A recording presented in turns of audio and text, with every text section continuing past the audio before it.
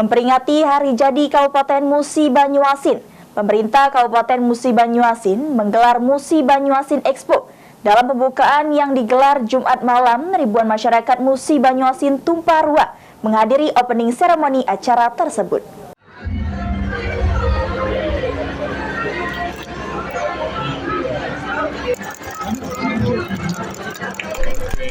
Pembukaan ajang Musi Banyuasin Expo tahun 2023 merayakan HUT Musi Banyuasin ke-67 pada hari Jumat tanggal 27 Oktober berjalan spektakuler.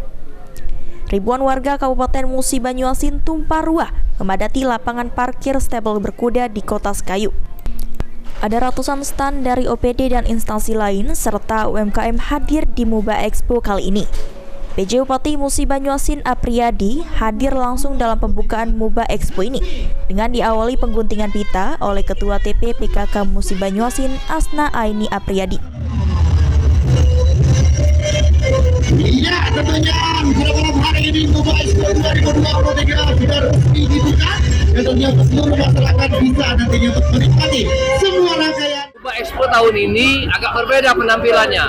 Kita lebih menonjolkan pelaku-pelaku usaha. Jadi OPD kita kurangi, tapi pelaku usaha misalnya perusahaan perkebunan, perusahaan UMKM dan lain sebagainya, kita beri kesempatan seluas-luasnya kepada mereka. Bahkan ada bursa tenaga kerja di sini. Kemudian di luar itu nanti banyak kita dorong UMKM. Jadi memang konsepnya bahwa kita ingin memberdayakan UMKM dan ya insya Allah mudah-mudahan akan banyak terjadi transaksi di perputaran ekonomi pada saat pelaksanaan MUBA Expo ini. Pada kesempatan ini, PJ Bupati Musi Banyuasin Apriyadi diganjar penghargaan Halal Award 2023 dari LPPOM MUI Sumatera Selatan atas jasanya dalam mendorong sertifikat halal KIM di Kabupaten Musi Banyuasin tahun 2023. Dalam pembukaan MUBA Expo, hadir bintang tamu dari ibu kota, yaitu vokalis kangen band Andika yang menghibur warga.